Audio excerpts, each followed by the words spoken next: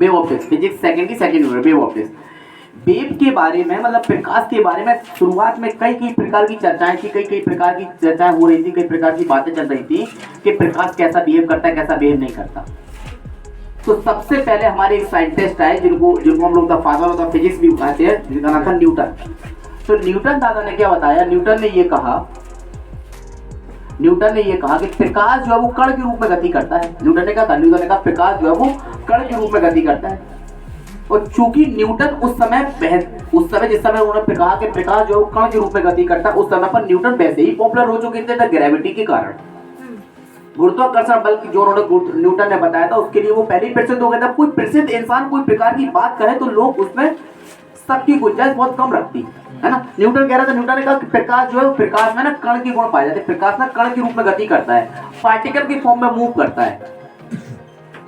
The light in a move in a particle form, प्रकाश जब वो कण के रूप में गति करता है। न्यूटन ने बता दिया, लोगों ने कह दिया चलो ठीक है।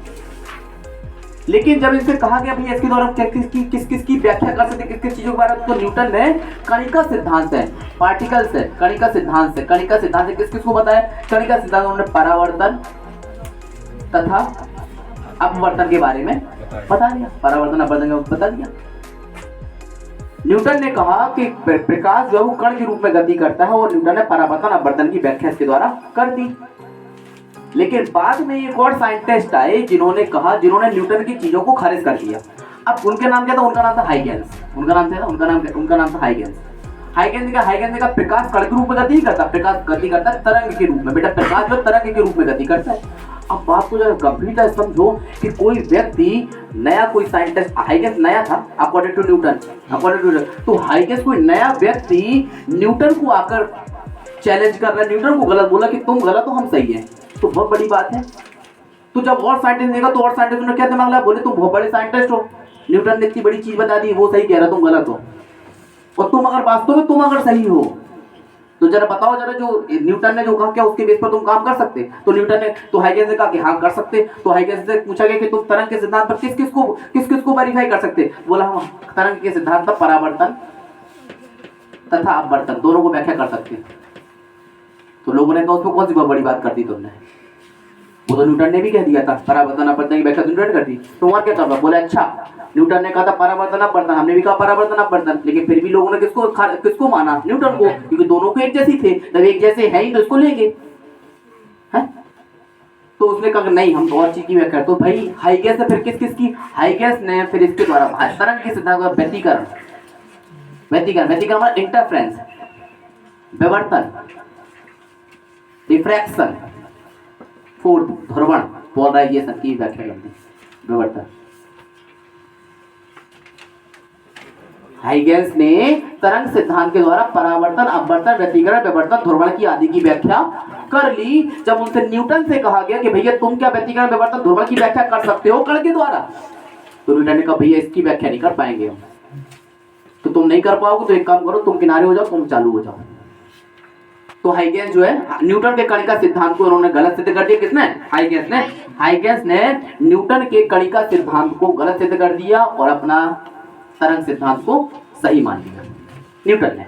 हाइगेंस ने न्यूटन की कणिका सिद्धांत इन दोनों में सफल था। और असफल कहां हो गया, कहां हो गया भैया, असफल कहां हो गया, असफलता कहां हो गई, असफलता कहां हो गई कि ये व्यतिकरण, विवर्तन, ध्रुवण की व्याख्या नहीं कर पाए।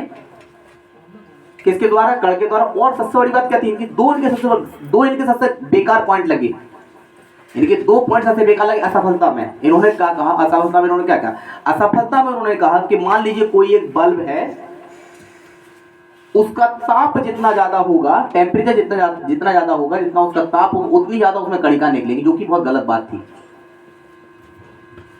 जितना ज्यादा ताप होगा तेज कणिका निकलेगी। मतलब कि क्या हुआ, ताप त्रिकोण तो कणिका, मतलब कि जैसे मान लो ये लाइट जल रही है, अब लाइट से प्रकाश निकल रहा है, तो ये कम गर्म हो रहा है तो इससे कम प्रकाश निकलेगा, ज्यादा गर्म होगा तो ज्यादा प्रकाश निकलेगा। क्या ये बात सही है? न्यूटन ने तो यही कहा था। न्यूटन ने कहा था कि ज्यादा प्रकाश निकलेगा तो ज्यादा कणिका होंगी, और ज्यादा कम अगर तापमान होगा तो कम कणिका होंगी, ज्यादा तापमान होगा तो कणिकाएं ज्यादा होंगी, जो कि सही है ही नहीं। और वास्तव में अगर ऐसा सही होता मान लो बात तो वैसा सही होता तो भैया तुम लोगों ने हीटर देखा, बल्ब देखा, 100 वाट वाला बल्ब, हीटर और बल्ब में कौन ज्यादा तेज चलता, किसका तापमान ज्यादा होता? तो हीटर का रोशनी ज्यादा होती का? हीटर की रोशनी ज्यादा होती क्या? 100 वाट के बल्ब और एक ट्यूबलाइट, 100 वाट का बल्ब और एक 100 वाट का बल्ब, एक 20 वाट का एलईडी बल्ब, दोनों में से किस में प्रकाश ज्यादा होगा? 100 वाट के बल्ब की 20 वाट के एलईडी बल्ब में? 100 वाट के बल्ब में कम रोशनी होगी, टेम्परेचर ज्यादा होगा, जबकि एलईडी बल्ब में हीट कम होगी और रोशनी ज्यादा होगी।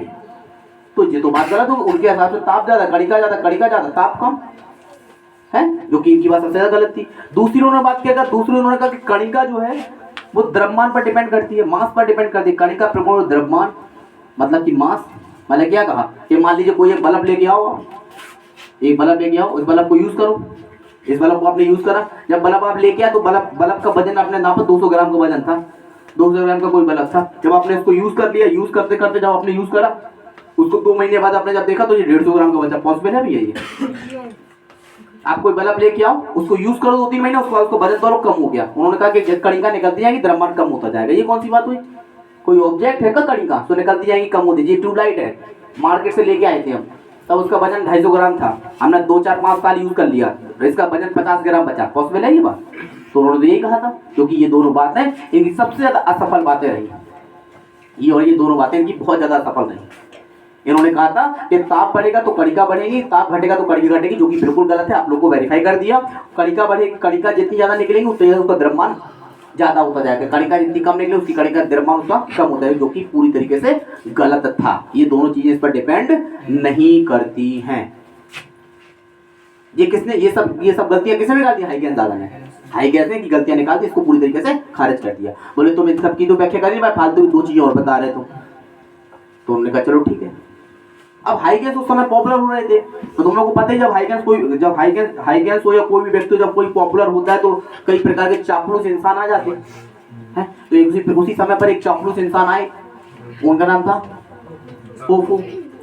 फोफो बोलते, कहीं फोको बोलते, फोको बोलो चाहे फोफो बोलो, है चाहे फूफा बोलो, फोफो। एक साइड फोफो आए किनके पास? हाइगेंस के पास। हाइगेंस से बोले ऐसा है हाइगेंस, तुम यार बहुत सही हो, पता है न्यूटन ने फालतू चीज का कणिका ताप बढ़ा पे कितना बढ़ती है, मतलब ये सब चीजें होता है कि फालतू चीजें बताते थे, बने ग्रेविटी बना दी जाने का, समझने लगे अपने आप, कुछ भी बताते रहते, सुनते रहते लोग। तुम यार बहुत सही हो, मतलब तरंग सही बोल रहे, तो प्रकाश तरंग के रूप में गति करता है, परावर्तन अपवर्तन व्यतिकरण विवर्तन सबकी व्याख्या करें, आओ अपन दोनों लोग मिलकर और व्याख्या करें। किसने कहा? फोफो ने। आओ मिलकर और व्याख्या करें। हाँ तो हाइगेंस चूंकि साइंटिस्ट है, वो भी समझ रहा बेटा, हाँ जो है पॉपुलर है तुम्हारे पास आ रहे, चलो आ जाओ, कोई बात नहीं, चमचों की कमी तो ना आ जा तुम भी। तो आप फोन रख लिया, मजा में चल रही थी जिंदगी मजे में चल रही थी, कहीं कोई समस्या नहीं थी। न्यूटन धीरे धीरे नीचे जा रहे थे, हाइगेंस धीरे धीरे ऊपर बढ़ रहे थे, कहीं कोई समस्या नहीं थी। लेकिन जिंदगी इतनी आसान हो जाए तो फिर मजा कैसा है ना? तो फिर कुछ आया, कुछ हुआ, क्या हुआ? दूर देश में एक बच्चा और पैदा, देखो बच्चा पैदा तो होती रहती परमानेंटली, है ना? दूर देश में एक बच्चा एक और पैदा हुआ, वो कह रहा वो बच्चा पैदा ही हुआ, पैदा होते ही सबसे पहले कहा कि बेटा हम कुछ हो ना हो हाइगेंस की जिंदगी बर्बाद कर देंगे। तो एक बच्चा पैदा हुआ, उसका नाम, उस बच्चे ने जैसे ही पैदा, उस बच्चे ने एक बहुत बढ़िया चीज बताई, जिसके द्वारा हाइगेंस की पूरी जानकारी एक हिसाब से पूरी खारिज कर दी उन्होंने, पूरी तरीके से नहीं, आंशिक रूप से। उस बच्चे का नाम था प्लांक। एक बच्चा दूर देश में पैदा हुआ, प्लांक, जो पैदा हुआ उसके बाद पैदा होकर उसने कहा कि बेटा हाइगेंस की जिंदगी बर्बाद करेंगे हम। बड़ा हुआ, पढ़ाई करी, फिजिक्स का साइंटिस्ट बना, पीएचडी करी, डॉक्टर बना। उसके बाद उसने आया लाइट के वे में बताया, उसने कहा कि प्रकाश में दोहरी प्रकृति पाई जाती है। The light have dual nature. दोहरी प्रकृति, light have dual nature, light में दोहरी प्रकृति होती है, मतलब कि लाइट जो है, प्रकाश जो है, वो पार्टिकल प्लस वेव दोनों के रूप में गति करता है। पार्टिकल और वेव दोनों के रूप में गति करता है। किसने बताया? ये प्लांक नामक साइंटिस्ट ने बताया। इसको बोलते हैं हम लोग प्रकाश की दोहरी प्रकृति। कभी आ जाए एग्जाम में प्रकाश की दोहरी प्रकृति क्या है, तो प्रकाश पार्टिकल और वेव दोनों के रूप में गति करता है, इसे प्रकाश की दोहरी प्रकृति कहते हैं। The light can move in a particle and a wave form. This nature of a light is called dual nature of light. जब प्लांक ने कहा कि भाई हाइगेंस तुम ही पूरी तरीके से सही नहीं हो, और न्यूटन से कहा तुम भी पूरी तरीके से सही हो, बेटा तुम दोनों मिला के सही हो, क्योंकि प्रकाश के कुछ गुण, जैसे कि हाइगेंस ने अगर परावर्तन, अपवर्तन, व्यतिकरण, विवर्तन, ध्रुवण की व्याख्या कर दी है, जहां सफल हुए हैं वहां दो चीजों में असफल भी थे। दो चीजों में प्रकाश का प्रकीर्णन के बारे में नहीं बता पाई है, स्कैटरिंग ऑफ लाइट, प्रकाश का प्रकीर्णन, स्कैटरिंग ऑफ लाइट नहीं बता पाई, प्रकाश का उत्सर्जन नहीं करा पाई है, प्रकाश का उत्सर्जन, इमिटिंग लाइट। हाइगेंस तरंग के सिद्धांत के आधार पर प्रकाश का प्रकीर्णन और प्रकाश उत्सर्जन की व्याख्या नहीं कर पाए, जबकि प्रकाश का उत्सर्जन और प्रकाश का प्रकीर्णन, इन दोनों की व्याख्या कण के द्वारा करना संभव था, जिसको बाद में डॉक्टर सीवी रमन और लॉर्ड रैले ने बताया था। कौन कौन ने बताया था? सीवी रमन और लॉर्ड रैले ने इसको बताया था।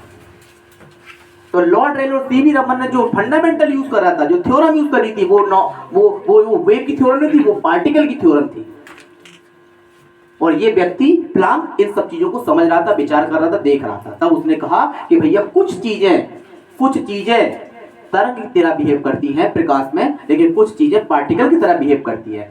कुछ चीजों को तरंग के द्वारा ही वेरीफाई करा जा सकता, वेव के द्वारा वेरीफाई नहीं किया जा सकता। उसी प्रकार से कुछ चीजों को पार्टिकल के द्वारा ही वेरीफाई करा जाता, वेव के रूप में वेरीफाई नहीं किया जा सकता। ये प्लांक दादा ने बताया। अब प्लांक दादा ने जब ये बताया तो न्यूटन तो थे पॉपुलर, दोबारा फिर फॉर्म में आ गए कि चलो हमने जो बताया था वो गलत नहीं था, हम एक्सप्लेन नहीं कर रहे। ऐसा होता कभी कभी हम तुम्हें कुछ ही बताएं, कोई टीचर या कोई व्यक्ति तुमसे कुछ चीज बता रहा, तुम उसको बात को समझ नहीं रहे, तुम्हें लग रहा है वो गलत बता रहा। क्यों? क्योंकि वो सामने व्यक्ति तुम्हें समझा नहीं पा रहा, वो कह रहा है ये सही है, तुमने कहा सही है तो बताओ, ऐसा करके बताओ, तुमने कहा नहीं बता नहीं पाएंगे, तो तुम उसको बात को गलत मान लेते। गलत नहीं था साइंटिस्ट, न्यूटन उस समय में चीजों को वेरीफाई नहीं कर पा रहा होगा शायद। नए साइंटिस्ट उन्होंने वेरीफाई करके बताया तो दोनों पॉपुलर हो गए। अब ये दोनों पॉपुलर हो रहे थे, फोपो के पास लोग आने लगे, तो वो पास लोग आए, बोले काय तुम तो कह रहे थे ये फालतू का इंसान है, तरंग क्या है फलाना। वो पलट गया, क्योंकि चापलूस इंसान पलट गया। क्या बोला? कह रहा फोपो ने कहा क्या? कह रहे देखो बोल कुछ भी रहे थे, मन में दिल में न्यूटन था, हमें पता था कि न्यूटन जो कि ग्रेविटी की खोज कर चुका, गलत नहीं हो सकता, सही था ये भी। वो तो हाइगेंस ज्यादा पॉपुलर थे, इस वजह से हम इनकी व्याख्या कर रहे थे, इनकी व्याख्या भी कर रहे थे, हमारे पहले प्लांक ने बताया हम क्या करें। मतलब तुम एक समय पर कह रहे थे हाइगेंस से कि तुम यार बहुत सही हो, न्यूटन ने फालतू चीज बता दी, ये है ऐसा है वैसा फलाने ने कहा ना, जहां एक प्लांक ने कहा कि दोनों के दोनों सही, तुम तुरंत बदल गए, बोले हम बता रहे थे हाइगेंस के बारे में, बोले न्यूटन के बारे में भी दिल में जगह थी, उससे भी थोड़ा सा करते थे, तुमसे ज्यादा प्यार करते थे, है ना? क्यों? देखो ऐसा है, फोफो ने वेरिफिकेशन किसमें करा? हाइगेंस के तरंग सिद्धांत पर। सारे न्यूटन के बारे में सोचा ही नहीं था। तो इसीलिए बोलते हैं कि किसी भी व्यक्ति के बारे में, किसी भी चीजों के बारे में बताने से पहले, गलत साबित करने से पहले उसके बारे में विचार करो। ऐसा बोल दो कि हो सकता है तुम भी सही हो, बट ये ज्यादा सही है, तो ज्यादा बेटर था। उस साले ने डायरेक्टली नकार दिया था, डायरेक्टली बोल दिया था कि तुम सही हो, तुम गलत हो, तुम ही ब्रह्मा, तुम ही विष्णु, तुम ही महेश, ये तो फालतू क्या है, ये गलत हो गया उसका स्टेटमेंट। और इसी चक्कर में, इसी वजह से आप क्लास 12 से लेकर बीएससी एमएससी तक कहीं पर भी पढ़ते जाइए, आपको फोफो का नाम कहीं देखने को नहीं मिलेगा। बहुत छोटा सा एक काम है, 1 नंबर का 2 नंबर का क्वेश्चन बनता है क्लास 12 में, फोफो का ऐतिहासिक महत्व, फोफो का प्रकाश में ऐतिहासिक महत्व, historical movement of फोफो in a light. क्या बोल देंगे कि प्रकाश फोफो ने हाइगेंस का समर्थन किया, हाइगेंस फोफो के अनुसार प्रकाश जो तरंग के रूप में गति करता है, हाइगेंस फोफो ने न्यूटन के कणिका सिद्धांत को खारिज कर दिया, नकार दिया, मना कर दिया, उसकी इसके सिद्धांत को खराब कर दिया। न्यूटन ने फोफो ने इतना काम किया और करा क्या इन्होंने, क्योंकि प्लांक ने ये काम आराम से कर दिया था। देखो अभी भी मैं बढ़िया खाने चली, तभी तो कोई समस्या थी भैया, न्यूटन आए उन्होंने ये बताया, हाइगेंस आए उन्होंने ये बताया, फोफो ने आए उन्होंने ये कर दिया, प्लांक आए उन्होंने कह दिया भैया दोनों लोग सही हो, दोनों दोस्त बन के रहो, दोनों बराबर चलना, तो सब काम बढ़िया था, कहीं कोई समस्या थी? लेकिन बच्चे पैदा होना बंद नहीं हुए, वो तो पैदा हो ही नहीं थे। फिर साला एक बच्चा नया पैदा हुआ, और बच्चा पैदा होने के पहले ही सोचने लगा था, बोले हम आने तो दो हमें बाहर। पैदा बोले हाइगेंस, न्यूटन, फोफो, Planck, CV Raman, Lord Rayleigh सबको इकट्ठा धरेंगे। अलग ही प्रकृति में खेला वो व्यक्ति, वो साइड अलग ही प्रकृति में खेला। उस साइड का नाम क्या था? उस साइड का नाम क्या था? उस साइंटिस्ट का नाम था मैक्सवेल। अलग ही खेलता था वो, दुनिया में अलग ही था मैक्सवेल।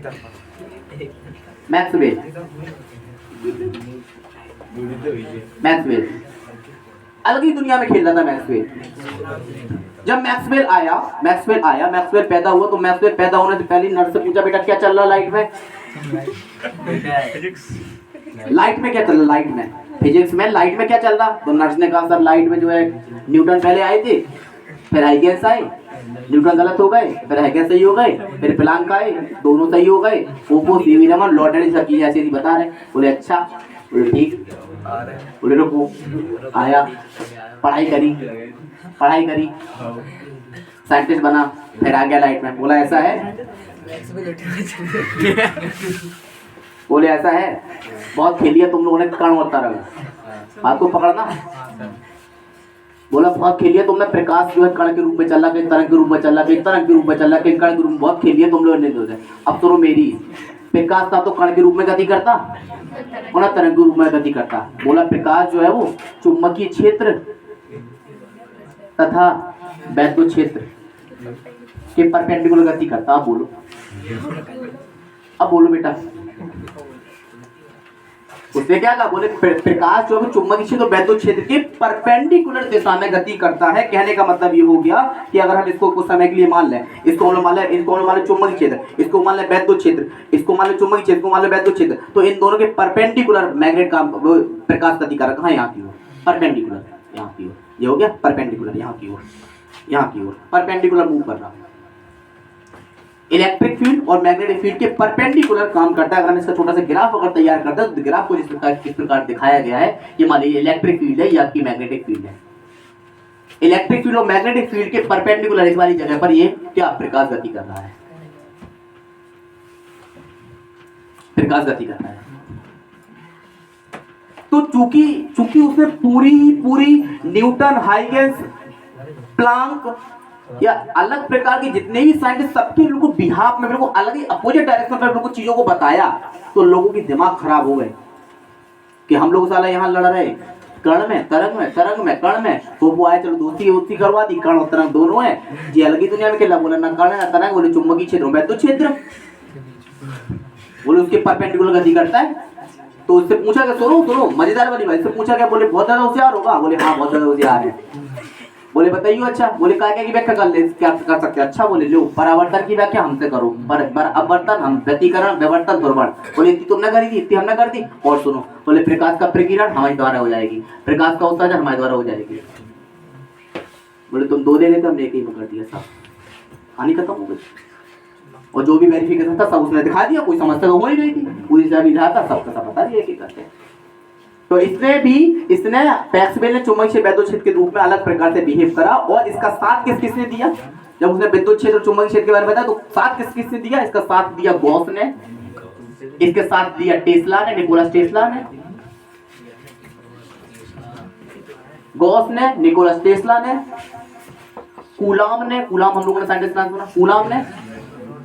क्योंकि बिना टेस्ला और बिना गॉस की सहायता से मैग्नेट के बारे में चर्चा नहीं कर सकते, और बिना कूलाम के द्वारा हम लोग इलेक्ट्रिक के बारे में चर्चा नहीं कर सकते। तो वैद्युत क्षेत्र और इलेक्ट्रिक क्षेत्र इनके आने से पहले बन चुकी थी।